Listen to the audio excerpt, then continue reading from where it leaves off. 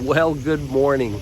We are in Chiang Mai, Thailand, and we are walking through this beautiful park. Today, we're going to talk about something that comes up in the comment section and is becoming more popular on the web about retirement, which is, what do I need to retire on?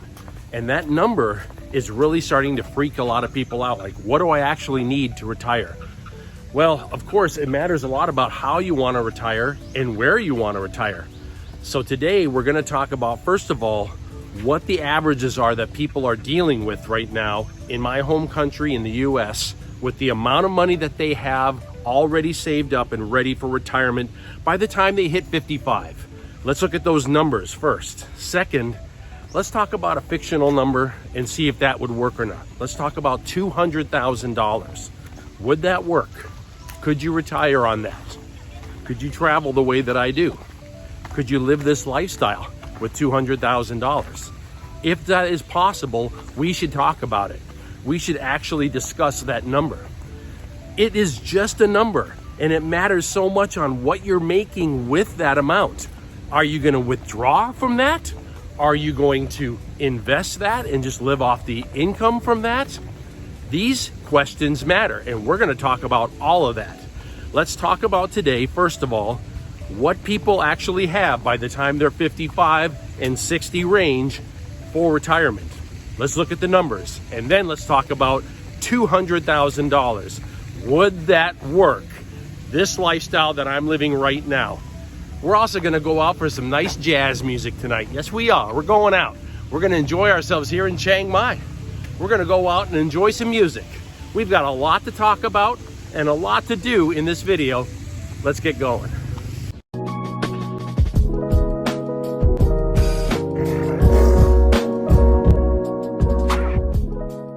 While we're talking, I'll show you some exact numbers. In the US right now, as of 2022 surveys, let's say that, okay? The average retirement that's saved up for someone that is 55 to the 60 range, 55 to 65, average is a little over $500,000. The median is almost $200,000. I'll put the numbers up here so you can look at them. Now, that's a big difference. Why is that? Well, the reason why is because when you look at the average, you're taking into effect that there are some folks in America that are outrageously rich, and the amount of money that they have saved up, okay, is so high that it completely throws off that number. So let's look at the median, okay? Almost 200,000. That means to me that if you actually took a concerted effort to make sure that you had $200,000 at the time of retirement, I think we could do it, because the median is almost there. And that means that people are taking into consideration having money ready to go for retirement. They're taking it into serious consideration. But if we focus on a number, let's say $200,000, I believe it's achievable, and that's why we're going to discuss that further in this video. So again, where is the average person in America? Well, because some people got tons of money, it looks great, right? No. We need to look at where the median person is. And the median person, they need to do better. They need to get that number to 200,000 and up, plain and simple. Look at how little it changes when you go up another 10 years. The median in the 65 to 75 range, I'll put the numbers up here so you can see it.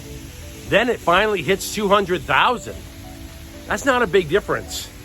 I think what this shows, and put in the comment section what you think about these numbers. I think it shows that there is a group of people in the US that are taking their retirement seriously, but not enough.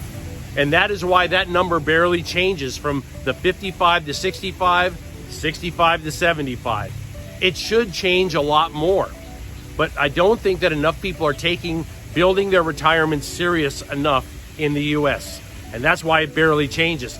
$200,000 is what we're talking about, but let's be real. Having more than that's going to be better. The next thing we're going to talk about is, could I live this lifestyle with $200,000? Now we know where people are at. Could I live this lifestyle with $200,000? We'll talk about that next. Let's stop in and get ourselves a nice coffee. I noticed this, an egg coffee. Very interesting. This place is called Improvise Coffee, and they had this whole stand set up. Looks like they're going to improvise something interesting today. Look at this place. It's huge, beautiful as well.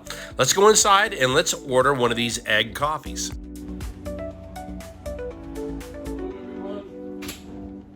Can I please try one of those egg coffees? Egg coffee? Yep, I want to try one of these egg coffees right here. Making themselves a nice espresso, fresh, and then here she is whipping the egg with a little handheld blender, pouring it into some nice cream. Delicious right there. Man, I bet you that's good right there. It has a nice vanilla hint to it as well. And then in goes the espresso and some chocolate on top. Wow, look at that. That's great. Very cool. So that's the egg coffee, just like that. Okay, I'm gonna grab that. Yeah, so it's nice and cold. Oh, I like this. A good sized property here, and you can tell at night a place like this would be very busy. When I get out for my morning walks like this, it's not that busy yet. People are still relaxing. They've been out having fun all night. This was great, by the way, with a whipped egg and espresso taste with the chocolate. What a perfect combination. Absolutely delicious. Creamy and had a nice coffee taste. The egg worked with it. It was a trip.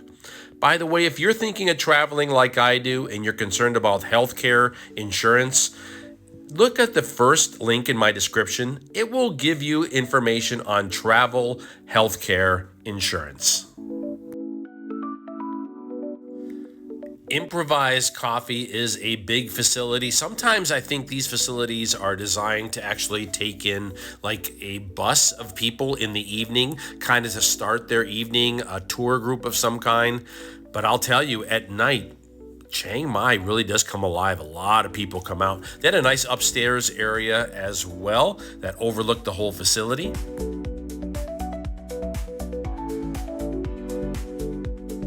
Let's get back now to talking about $200,000 and if it's doable in Thailand like this.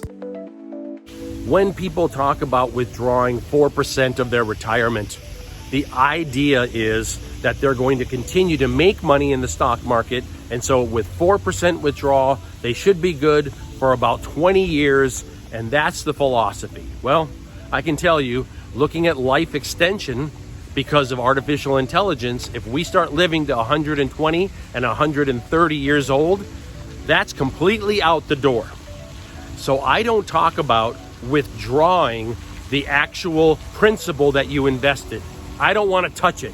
I want to live off the income that that investment makes, so that if I do live to be 120, that's fine, because I am not taking any money away from the principal. I'm living off of the interest that it's making. That's what we're going to discuss. Let's look at that $200,000 mark and see what we could make off of the interest. I'm going to use my own portfolio as an example. I am making right now about 6% on my portfolio. That's pretty good. The 30-year bonds at the time that I'm doing this video, they're looking at around almost 5%, not quite, like 4.7 or something like that. They might go to 5.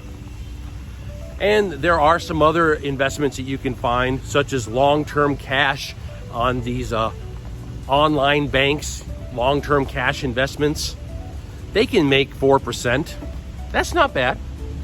You know, those are all good numbers, maybe for small amounts.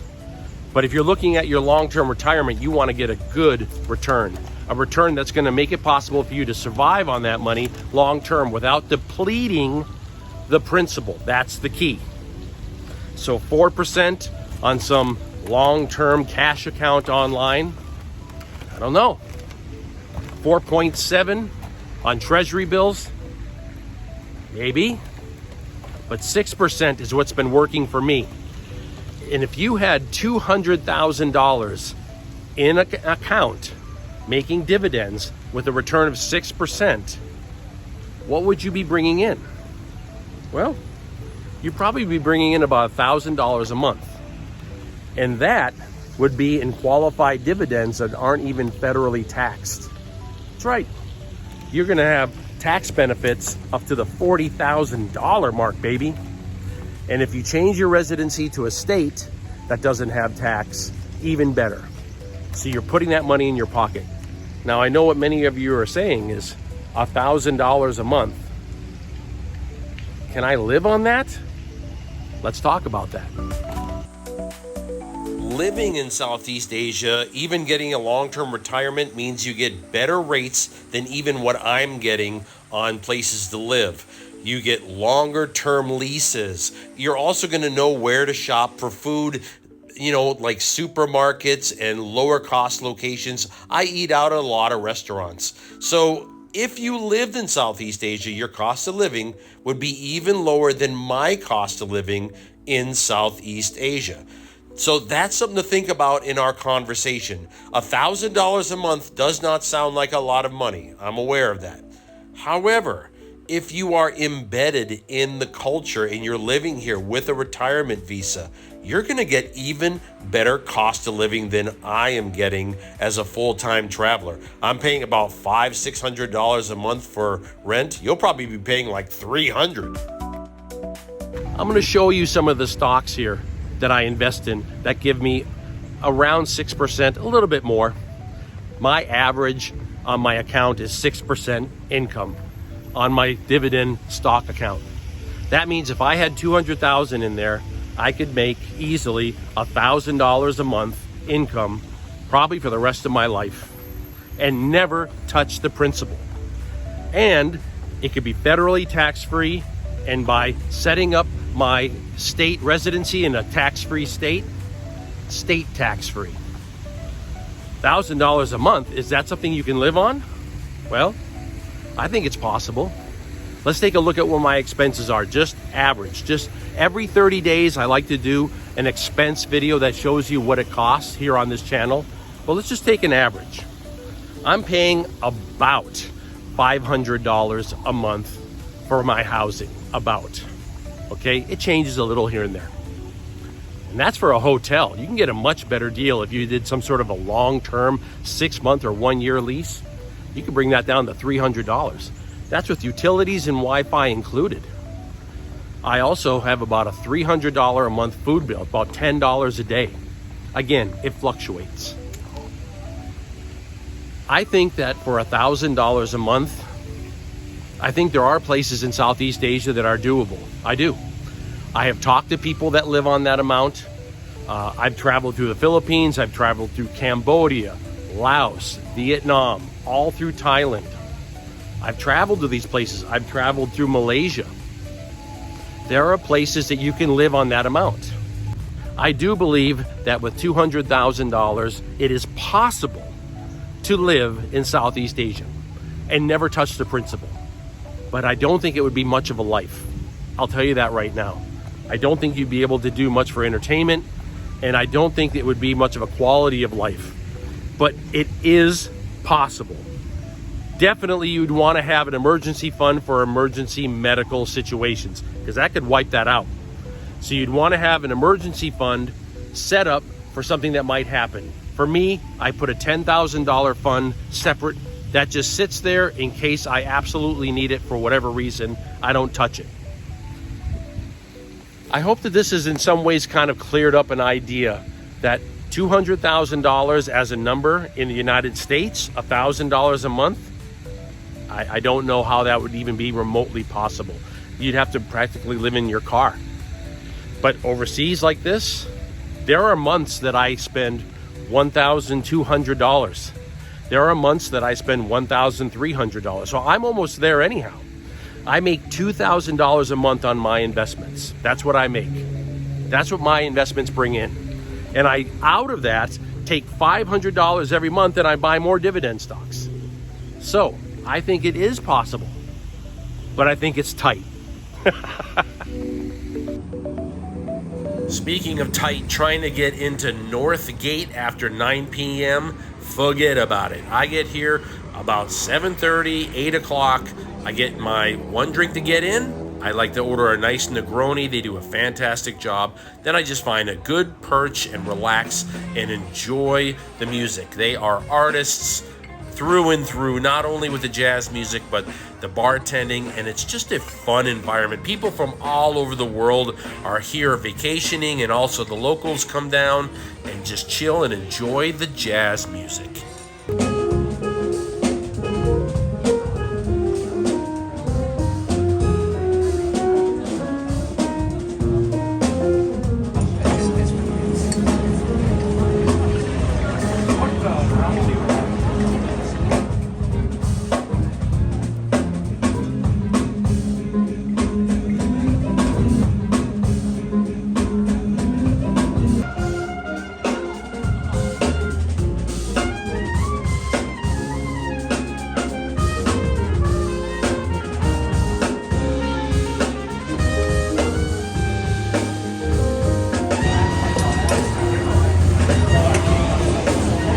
Fantastic, that's great. Outstanding. I grab my drink and I head upstairs. There is seating on about 3 different levels, and I'll tell you right now, I have learned from the hard way, get myself to a good spot and then just relax and enjoy the music. And I like this little loft area upstairs.